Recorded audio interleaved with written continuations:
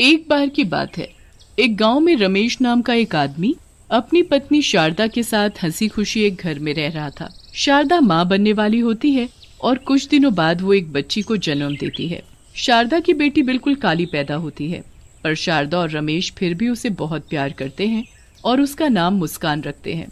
एक साल बाद शारदा को एक बेटा होता है जिसका नाम वो नकुल रखते हैं। नकुल जब 2 साल का होता है तब शारदा की तबीयत बहुत खराब हो जाती है और उसकी मौत हो जाती है।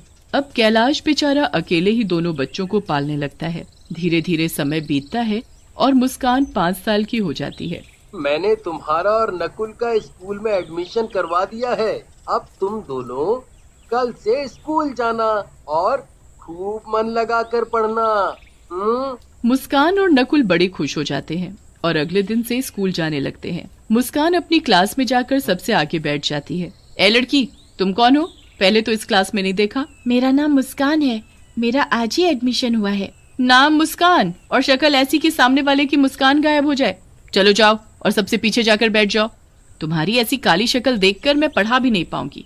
मुस्कान बेचारी बड़ी उदास हो जाती है और पीछे जाकर बैठ जाती है। जैसा उसने सोचा होता है उसके साथ वैसा बिल्कुल भी नहीं होता। मैडम उसके कालेपन की वजह से उससे बहुत चिढ़ती और उसके साथ बुरा व्यवहार करती थी। ये सब बात मुस्कान कभी भी अपने बाबूजी को बताने की हिम्मत नहीं कर पाती थी ताकि मैडम उसे मारे ना। पढ़ने में मुस्कान बहुत ही होशियार थी, पर इतनी होशियार होने के बाद भी मुस्कान की टीचर उसे बिल्कुल पसंद नहीं करती थी। एक दिन जब मुस्कान और नकुल दोनों स्कूल जा रहे होते हैं तो मुस्कान गलती से अपनी कॉपी घर भूल जाती है। स्कूल में मैडम जब सब बच्चों को एक एक करके बुलाती है तो मुस्कान की बारी भी आती है। मुस्कान अपना पूरा बैग छान मारती है पर उसे कॉपी कहीं नहीं मिलती। अब वहाँ खड़े खड़े क्या कर रही हो? जल्दी कॉपी लेकर आओ। मैडम जी, वो मैं कॉपी लाई थी और सारा काम भी किया था पर कॉपी नहीं मिल रही। तुम जैसे बच्चों के बहाने मैं खूब जानती हूँ। आओ अभी का अभी इधर आओ। मुस्कान डरते डरते मैडम के पास जाती है। उस दिन तो मैडम ने अपने पास एक कांटों से भरी डंडी रखी हुई थी। अपने हाथ आगे करो। मैडम जी, मुझे माफ कर दो प्लीज, मैंने सच में काम किया था। मैंने कहा हाथ आगे करो, समझ में नहीं आता क्या? मुस्कान डरते हुए अपने हाथ आगे करती है। मैडम अपनी कांटों से भरी छड़ी उठाती है और जोर जोर से मुस्कान के हाथ पर मारना शुरू कर देती है। मुस्कान बुरी तरह चिल्लाने लगती है और उसके हाथों से खून बहने लगता है। मैडम जी, मत मारो, मुझे मत मारो, माफ कर दो मैडम जी, मुझे माफ कर दो। मैं बच्चों को माफ नहीं करती बल्कि उनको सजा देती हूँ, सजा। और तुझ जैसी काली कलूटी को तो डबल सजा मिलनी चाहिए। मैडम मुस्कान को इतना मारती है कि मुस्कान खूनम खान हो जाती है। रोज मुस्कान की मैडम उसे ऐसे ही मारती और एक दिन तो हद ही हो गई जब मैडम ने सजा देने के लिए उसे स्कूल की छत पर नंगे पांव धूप में खड़ा कर दिया। मुस्कान की हालत इतनी बुरी हो गई कि वो चक्कर खाकर छत से नीचे ही गिर गई और तड़प तड़प कर मर गई। उस वक्त कैलाश 2 दिन के लिए शहर गया होता है। ये खबर सुनकर वो दौड़ा चला आता है, पर आने के बाद उसे ना ये पता चलता है कि उसकी बेटी की मौत कैसे हुई और ना ही उसे अपनी बेटी की शक्ल देखने को नसीब होती है, क्योंकि गांव वाले ही उसका क्रियाकर्म कर देते हैं। कैलाश को मुस्कान की मौत का बहुत दुख होता है और वो उसके लिए बहुत रोता है। कुछ दिन बाद वो नकुल को स्कूल छोड़ने जाता है। वो नकुल को छोड़कर जा ही रहा होता है कि उसे स्कूल की छत के किनारे एक भयानक शक्ल की काली सी चुड़ैल बच्ची दिखती है। कैलाश जल्दी से भागकर पास जाकर देखता है तो वहाँ कोई भी नहीं होता। अभी तो यहाँ कोई था, कोई भयानक शक्ल जैसी काली चुड़ैल जैसी बच्ची कहाँ गई वो अचानक? कैलाश वहाँ से वापस जाने लगता है तो वो काली चुड़ैल बच्ची फिर से आ जाती है। मैं वापस आ गई हूँ, एक एक से मैं बदला लूंगी, किसी को नहीं छोड़ूंगी। सब बच्चे क्लास में पढ़ रहे होते हैं।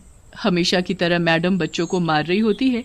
तभी वो काली चुड़ैल बच्ची खिड़की के पास आकर खड़ी हो जाती है और उस मैडम को घूर घूर कर देखने लगती है। उसके बाद वो टेबल पर पड़ी कांटों वाली छड़ी को देखकर घूरने लगती है। छड़ी अचानक हवा में उड़ने लगती है। सब बच्चे और मैडम हवा में उड़ती छड़ी को देखकर हैरान हो जाते हैं। उसके बाद वो एक इशारा करती है और छड़ी मैडम को मारना शुरू कर देती है। मैडम जोर जोर से चिल्लाने लगती है और वो काली चुड़ैल बच्ची बहुत खुश होती है। अब आया ना मजा, अब पता चलेगा कि कैसे दर्द होता है। हाय हाय, मैं मर गई, कोई मुझे बचाओ, ये क्या हो रहा है? कौन है यहाँ? कौन कर रहा है ये सब? यहाँ कोई भूत तो नहीं? हे भगवान, मुझे बचाओ। बच्चे तो बड़े खुश होते हैं और मैडम वहाँ से भाग जाती है। अब दिन के वक्त वो मैडम लंच कर रही होती है। जब मैं खाना खाती थी तो मुझे खाने भी नहीं देती थी ना, आज मैं तुझे खिलाती हूँ पेट भर कर खाना। काली चुड़ैल बच्ची अपना हाथ गोल गोल घुमाती है और सारा खाना हवा में गोल गोल घूमने लगता है। अरे अरे ये क्या हो रहा है, ये कैसे हो सकता है, यहाँ पक्का कोई भूत है।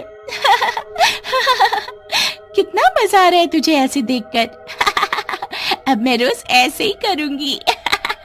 मैडम को आसपास कोई दिखाई नहीं देता।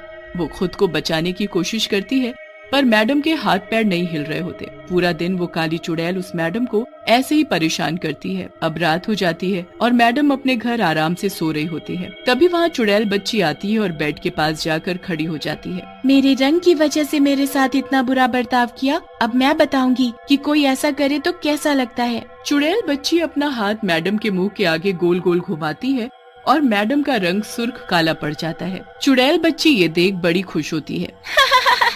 अब देखना अपनी शक्ल, तब पता चलेगा मुझे कैसा लगता था। अब महसूस करना मेरी तकलीफ। अगली सुबह जब मैडम शीशे में खुद को देखती हैं तो उसके होश ही उड़ जाते हैं। वो जोर जोर से चिल्लाने लगती है, ये क्या हो गया, मैं काली कैसे हो गई। मैडम रगड़ रगड़ कर अपना मुंह धोती है पर उसका रंग वैसे का वैसा ही रहता है। उसे बिल्कुल समझ नहीं आ रहा होता कि रातों रात उसका रंग काला कैसे पड़ गया। वो जैसे तैसे अपने मुंह पर ढेर सारा पाउडर लेकर स्कूल जाती है ताकि उसका काला रंग छुप सके।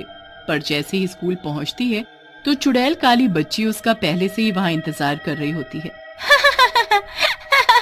कब तक अपने इस रंग को छिपाएगी, इसे तो मैं अभी सबके सामने ला देती हूँ।